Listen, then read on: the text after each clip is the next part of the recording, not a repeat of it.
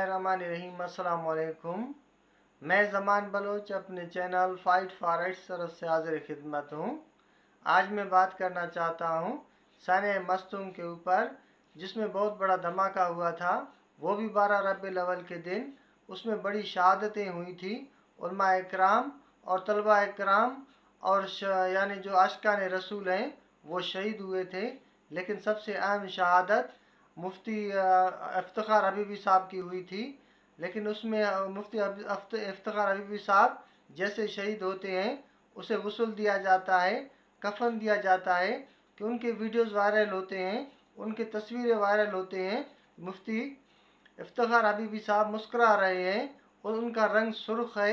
हालांकि जब जो शहीद होता है या जैसे गोली लगता है, ज़ाहिर है उसके जिस्म से बहुत सारा खून जाता है।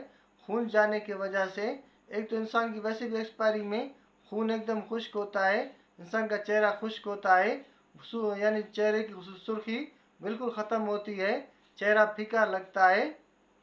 लेकिन आप मुफ्ती साहब को महसूस देखेंगे, आपको महसूस ही नहीं होगा कोई मरा हुआ शख्स है, क्योंकि वैसे भी हदीसों में आता है या कुरान पाक की आयत है कि शहीद जिंदा है, आप उसे मुर्दा ना कहें।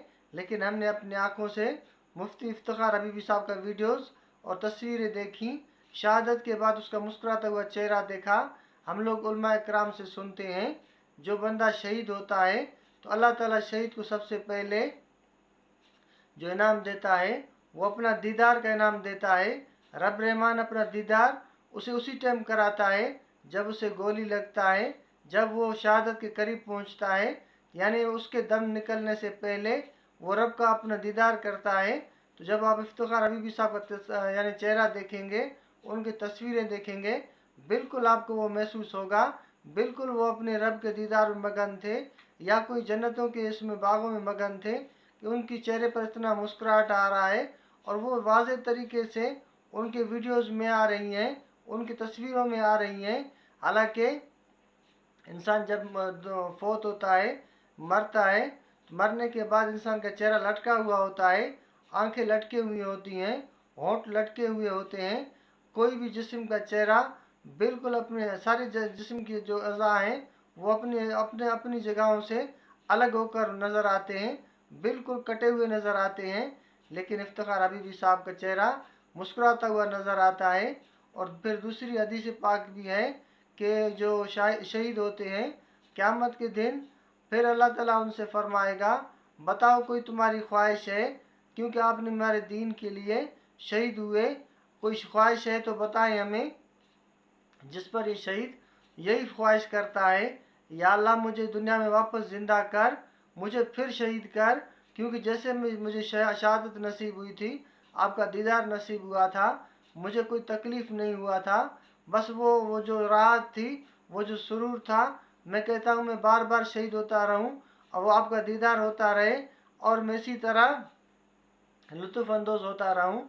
यानी शहीद को अल्लाह ने वैसे भी ज़िंदा किया हुआ है।